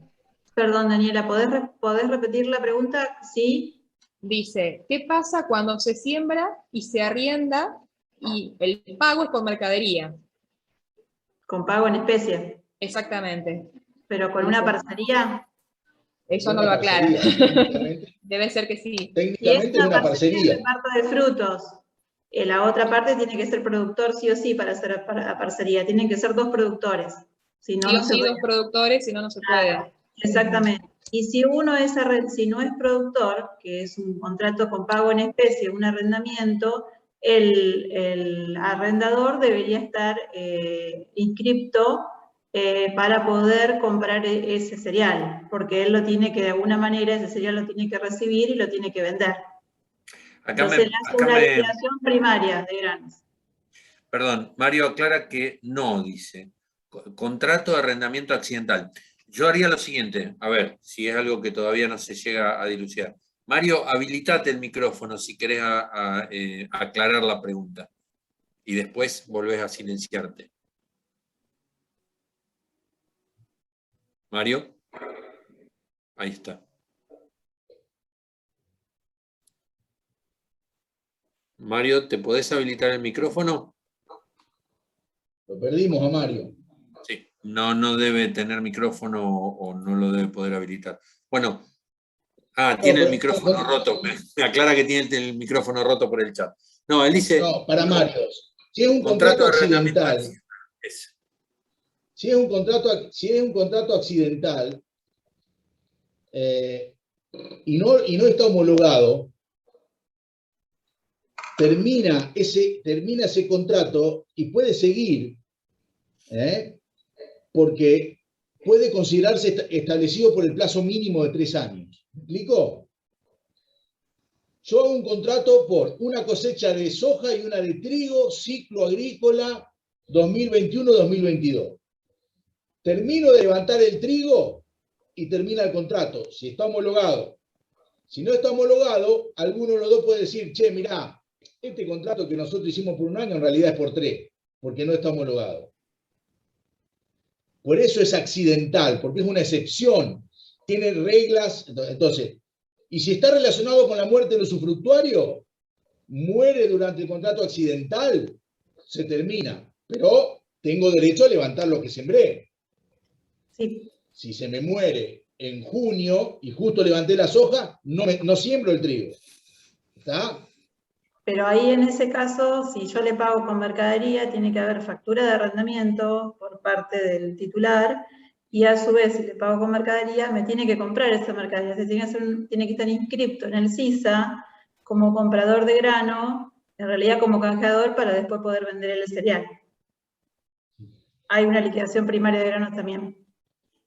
Bien. Dani, ¿tenés otra? Muchas veces pasa, Carlos, que las personas que intervienen en el mercado de futuro, comprando put y calls, no son productores, simplemente intervienen arbitrando los contratos y se inscriben porque cuando les fue mal tienen que pagar las diferencias y tienen que salir a comprar soja para cubrir los contratos. Y no tienen tractor, no tienen campo, no tienen nada. ¿Me explico? Entonces, se inscriben como productores primarios para poder comprar la soja y cubrir la diferencia. ¿Me explico? Bien. Y yo tengo una pregunta. Dice, si el dueño del campo muere, los hijos tienen el usufructo. Pero dice, si las dos partes, tanto los hijos como el que alquila el campo, quieren seguir en las mismas condiciones de alquiler, ¿tienen que hacer un nuevo contrato? Eso ya medio había sido explicado, me parece, pero por ahí aclararlo un poquito más. Si muere el usufructuario, tienen que hacer un mismo contrato, un nuevo contrato. Bien, y ahí arrancaría, ahí agrego yo, ahí arrancaría de cero el contrato, digamos, como si se inicia de cero. Exacto. Bien. Por 3 años. Perdón, y Ahora, además tienen que actualizar el CISA, porque hacer un nuevo contrato son distintos los propietarios. El usufructuario desaparece y aparecen los nudos propietarios que son los plenos propietarios en realidad. exacto, se le consolida el dominio. Ahora, puede pasar que el dueño del campo no hizo la donación y se muere. Es otro tema, porque ahí pasa, el contrato sigue, pero a nombre de la sucesión. Hay una diferencia. Los hijos tienen que sacar, sigue con la misma quit, pero a nombre de sucesores de, ¿no es cierto? Y hay que pagarle a una cuenta bancaria a nombre de sucesores y los herederos tienen dos opciones. O hacen un incidente de administración en el sucesorio para que el administrador sea el que emita la factura y el que represente la sucesión, o ahora tienen la posibilidad también, conforme al artículo 23-25 del Código, de hacer un poder extrajudicial de administración de la herencia. Entonces, se muere papá, todos hacemos un poder a favor de mamá, que es la cónyuge supérstite, para que ella siga administrando todo. Sacamos la quit a nombre de sucesores de y seguimos operando normalmente. ¿Me explico? Pero en este caso el campo no fue donado, nada, ¿no? No hay usufructuario. Yo quiero hacer una salvedad, que si la persona fallecida era monotributista, la sucesión va a seguir siendo monotributista solo por un año y después cae el régimen general. Automáticamente. Importantísimo. Bien. Esto demuestra que llegamos casi hasta Balcarce, creo, con nuestras charlas, porque hay una pregunta que dice si en el caso del cultivo de papa lleva sisa, ¿en dónde y cómo se inscribe? Si lo saben. Te la regalo. Para vos. No, la verdad que no, tendría que verlo, no tengo ningún caso, tengo otros cultivos, pero no, tendría que verlo. Se lo puedo responder por privado, después si me pasa la dirección de correo. Bien. Bueno, ahí si querés pasármela, Bueno, Mario, que no me después tocó a mí. yo se la paso. Después yo se la paso. Sí, hay algo de papa que se hace en la costa de Santa Fe también, ¿no? Bien. Dani, no sé si tenés alguna, si no sigo yo. Con Jorge. Al final voy a hacer una pregunta, pero sobre el capítulo anterior, así que seguí, Carlos, con lo que tengas de ahora. Bárbaro. Yo tengo una que dice si podrían brindar un poquito más de información sobre cómo se gestiona la firma digital que comentaste, Héctor, a través del teléfono. Bueno, a ver, hay una cosa es la firma electrónica y otra cosa es la firma digital. Son dos cosas distintas. La firma electrónica es, por ejemplo, cuando yo firmo electrónicamente un contrato que sale de la dirección IP de mi computadora y esa firma está prevista como mecanismo de expresión del consentimiento. Lo mismo pasa cuando yo dejo un domicilio electrónico en el contrato y notifico a la otra parte a ese domicilio previamente establecido.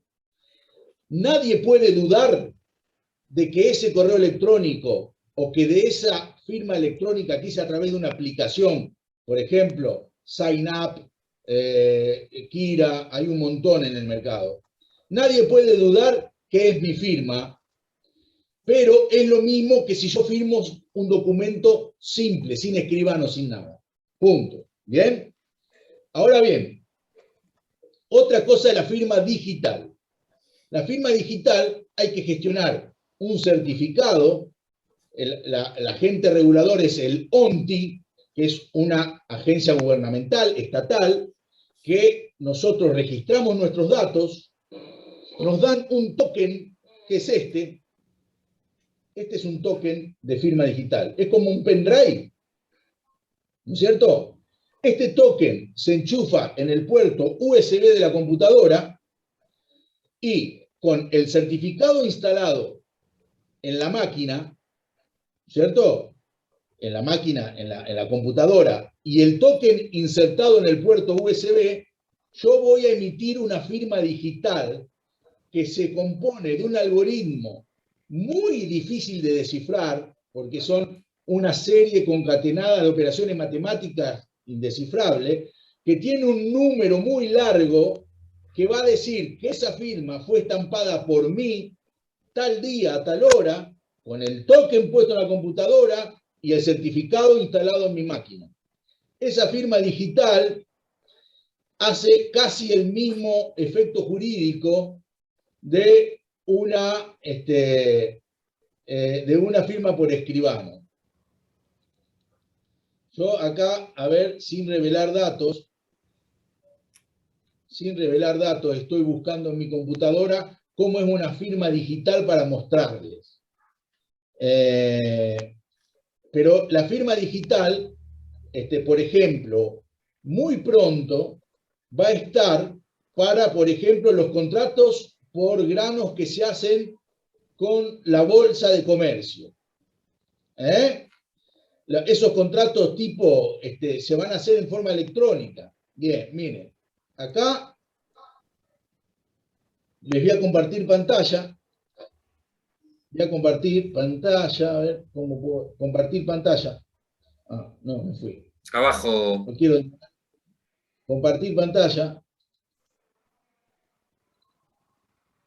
Y, uy, me salió el WhatsApp, danger.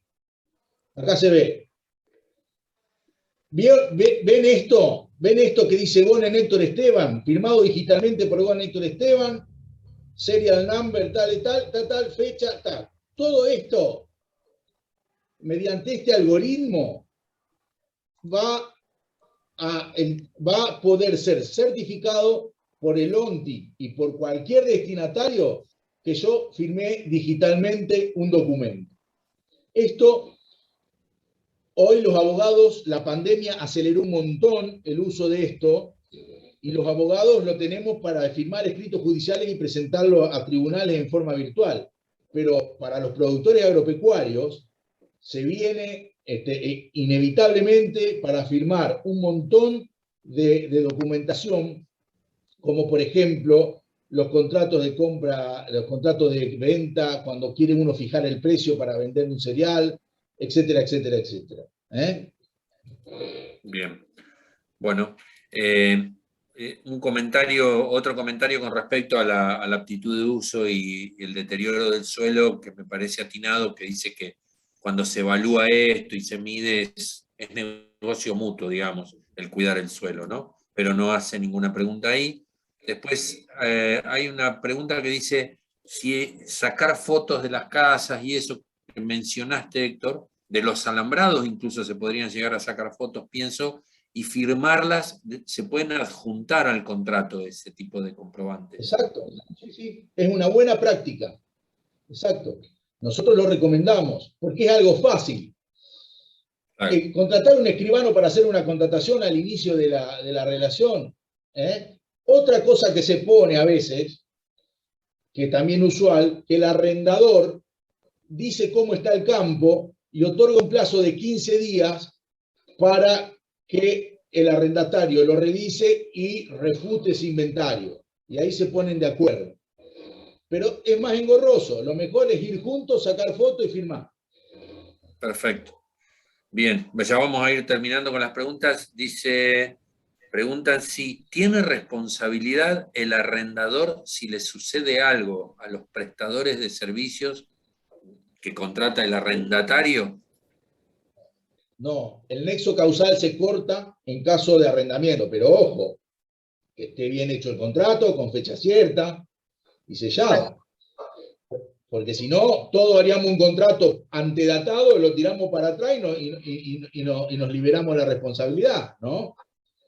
Entonces, tanto en la parte laboral, digamos, por las indemnizaciones de los empleados del arrendatario, como por los infortunios laborales que puedan existir en cabeza del arrendatario, el arrendador queda eximido. Pero para probar eso, necesita un contrato bien hecho.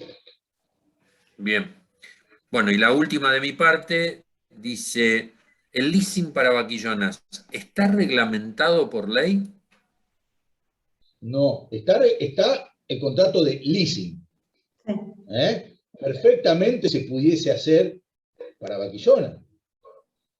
Habría que trabajar la ecuación financiera y se podría hacer perfectamente para vaquillona. Yo me acuerdo hace muchos años, hubo un proyecto gubernamental donde se especificaba un leasing ganadero y se instrumentaba a través de un fideicomiso, pero no prosperó. Lo recuerdo. Es perfectamente, Sí, lo recuerdo. es perfectamente viable. Bien. Dani, yo ya no tengo más preguntas y ya vamos haciendo las últimas. No, yo de esta clase no tengo más ninguna, tengo una duda que me surgió en estos días por un trabajo que están haciendo unos productores de un grupo, donde ellos plantean la posibilidad de capacitar a personal, volviendo un poco a la charla anterior, ¿no? Relacionada a lo laboral, digamos. Ellos están viendo la posibilidad de capacitar a personal que sea los reemplazos de los tamberos. Entonces, bueno, esta gente iría rotando por los distintos tambos del grupo, pero el tema es cómo sería el contrato en este caso, digamos, cómo deberían hacerlo, porque la facturación va a ser de distintos productores, pero se va a ir repitiendo a lo largo del año a su vez. Mirá, eso se llama trabajo eventual. Ajá. Y está muy acotado por la ley laboral, porque las empresas de trabajo eventual han sido siempre un nido para no registrar a los trabajadores, ¿no? También se han hecho cooperativas de trabajo.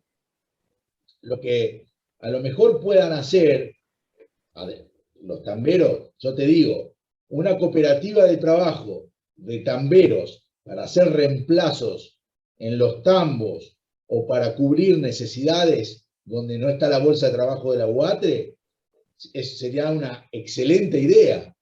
¿Me explico? Organizarse como cooperativa.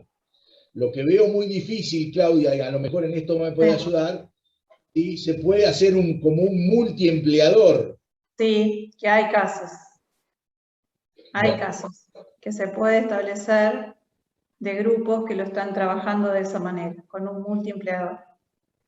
Bueno, entonces, en este caso, Daniela, haríamos un multiempleador y vinculado por un contrato laboral permanente de prestación discontinua con todos los trabajadores. Exacto. La solución que tiene. Ajá. ¿Y la cooperativa? ¿Quién formaría la cooperativa? ¿Los productores o los trabajadores? Los trabajadores, claro, por eso está bien, está bien. Bien, perfecto. Sería un golazo. Tendría que tener cierta estructura, pero imagínate para un tambo chico de menos de 4.000 litros, la ayuda que es tener este servicio para cuando tenés una baja, un problema de salud de los tamberos, la necesidad de que los tamberos descansen. Francos. Exacto, francos, para eso lo estaban que pensando ellos en realidad, claro, como para cubrir en los francos de los tamberos que están siempre, digamos. ¿Cuántos problemas tengo de los tamberos que se iban a la doma y dejaban la explotación? Ya llegaba un punto que no, basta, me voy, y después venían los problemas, ¿no? Tener ese servicio a mano organizado a través de una cooperativa sería genial. Y por experiencia en algún trabajo con grupos de cambio rural, que conformar una cooperativa lleva mucho tiempo Eso y iba a muchos decir. requisitos. ¿Una sociedad anónima simplificada para brindar este tipo de servicios puede servir? Sí, pero primero las SAS están siendo cuestionadas por cuestiones políticas también. Nosotros no las recomendamos, pero pudiesen. Ahora, lo va a explicar mejor Claudia que yo, van a tener un tratamiento impositivo mucho peor Muy y el gravoso. servicio a los tamberos le va a salir carísimo. Sí, eso es el tema del costo Tiene- que van a asumir, impositivo. Sí, Sin embargo, si se organiza como cooperativa, el costo puede ser mucho más razonable. exacto. Bueno, yo no tengo más preguntas, sí tengo muchos agradecimientos en el chat que nos felicitan, que agradecen, que dicen que está muy bueno. Algunos ponen un excelente. Y bueno, no sé, Jorge Villar, si querés agradecerle a los disertantes y a la gente que nos Ya que acompañó. me decís que le tengo que agradecer, le agradezco a los disertantes. Ha sido muy positivo, le agradezco también a quienes están participando de estas capacitaciones. Y simplemente recordarles que la próxima es el 21 de octubre, que se va a tocar el tema justamente del régimen asociativo de explotaciones tamberas. Así que muchísimas gracias, ha sido muy bueno. He tomado nota yo también de muchas cosas que a mí personalmente me interesaban. Así que muchísimas gracias. Y nos vemos entonces el 21. Perfecto. Bueno, Gracias a ustedes. gracias. Gracias, Claudia. Gracias a todos. Gracias. Gracias, saludos a todos. Gracias.